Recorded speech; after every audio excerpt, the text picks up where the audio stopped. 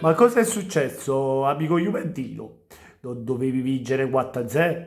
3-0? No, non ne hai vinto 3-0, 4-0. Oh, hai subito il gol e non l'hai nemmeno fatto. È Cristiano Ronaldo, o più forte del mondo. Che fine ha fatto?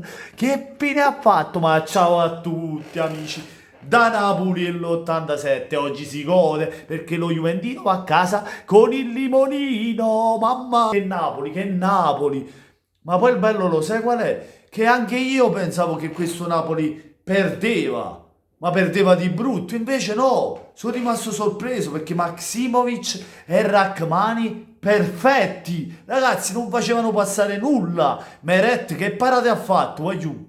Che portiere è Meret? E se lo diamo via, non ci abbiamo capito niente, non ci abbiamo capito un cazzo. Prenderà tra i più forti, ma io lo dicevo all'inizio, e così è. Che parate ha fatto? Di piede. Ti ricorda pure Garella in un certo senso. Lozano, ragazzi, che ci mette ancora una volta l'anima in questa partita. Bagaglio Cocco, come lo chiamo io, mi ha sorpreso in bene. Ha fatto un partitone, ragazzi. Poi nel finale si è calato, ma perché era stanco, pure lui non era sulle gambe, ma comunque ha fatto una grande partita Bagayoko. Ha rotto le scatole tutta la partita a Kuluseschi, a Chiesa a recuperare i palloni.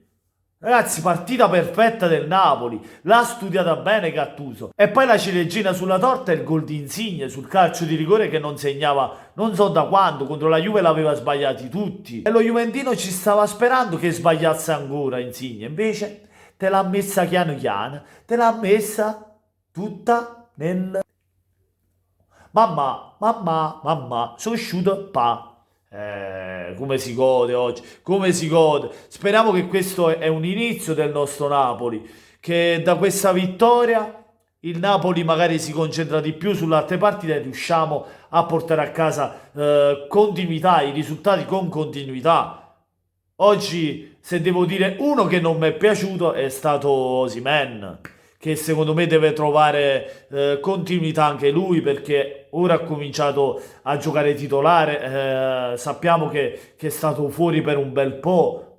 Ci vorrà tempo per recuperare un giocatore come lui e speriamo che si sblocchi perché ancora non ha segnato un gol.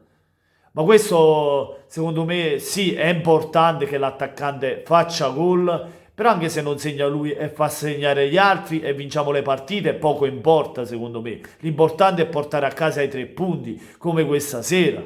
Petagna è entrato e ha dato una mano alla fase offensiva a tenere palla, Zelischi tanto bene come così Bakayoko. Mi sono piaciuti i difensori i centrali, i due centrali Maximovic e Rachmani, ma così come Mario Rui che ha fatto una grandissima partita, come dall'altra parte di Lorenzo. Ragazzi, abbiamo giocato una grande partita, perfetta. Questo Napoli è stato perfetto. Sì, ha concesso alla Juve, ma era normale che qualcosa concedevi alla Juventus, perché questa partita tu la davi già per persa, invece abbiamo concesso, ma abbiamo portato a casa il risultato.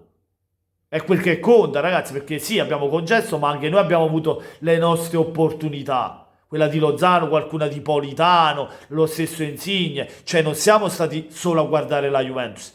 E alla fine io direi che il Napoli, per come ha interpretato la partita, difendendosi bene e poi attaccando bene, siamo riusciti a portarla a casa anche meritatamente, secondo me. Perché la Juventus non è che abbia fatto chissà cosa con Ronaldo, quest'altro Chiesa, che forse è stato tra i migliori. Mi sono visto il secondo tempo e il primo tempo non so nemmeno cosa sia successo.